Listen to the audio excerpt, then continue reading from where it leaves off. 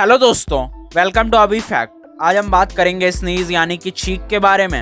हम सब ने सुना होगा कि जब कोई छींकता है तो लोग उसे ब्लेस यू कहते हैं। पर क्या आप जानते हैं लोग ब्लेस यू इसलिए कहते हैं क्योंकि छींकते वक्त हमारा हार्ट बीट मिली सेकेंड के लिए रुक जाता है। जी हाँ दोस्तों, मिली सेकेंड के लिए। गाइज, ये फैक्ट आपको पता था? और अगर नहीं पता था तो कमेंट में ज़रूर लिखें। और ऐसे ही अमेजिंग फैक्ट के लिए शेयर, सब्सक्राइब, लाइक करना ना भूलें। जय हिंद।